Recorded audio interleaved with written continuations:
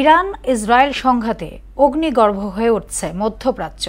আগের দিন ইসরায়েলি হামলায় রেভলিউশনারি গার্ড প্রধান সহ ৭৮ জনের মৃত্যুর প্রতিশোধ নিতে তেল আবিবে ক্ষেপণাস্ত্র রকেট হামলা চালায় ইরান।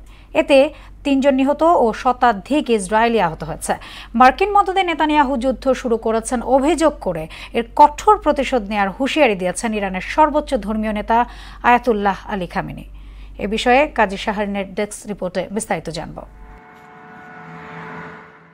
ইরান ও ইসরায়েলের মাঝে উত্তেজনার পারদ বেড়েই চলেছে।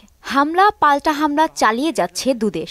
ইসরায়েলের অপারেশন রাইজিং লায়নের কড়া জবাব দিয়েছে ইরান। ইসরায়েল জুড়ে শুক্রবার রাত থেকে এ পর্যন্ত ১০০টিরও বেশি ক্ষেপণাস্ত্র ও রকেট হামলা চালিয়েছে দেশটি। এতে এখন পর্যন্ত ৩ জন নিহত ও প্রায় ১০০ মানুষ আহত হয়েছে বলে জানিয়েছে দ্য গার্ডিয়ান। ক্ষতিগ্রস্ত হয়েছে তেল আবিব সহ অন্যান্য শহরের বেশ কিছু ভবন।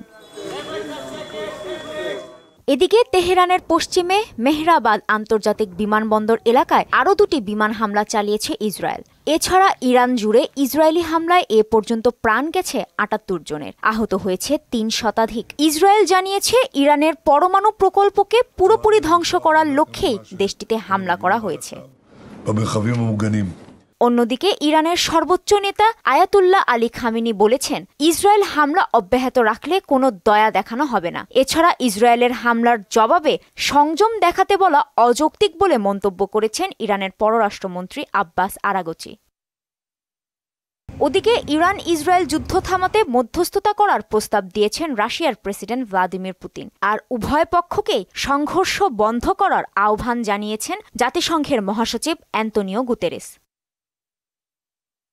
কাজী শাহরিন, মোহনা সংবাদ।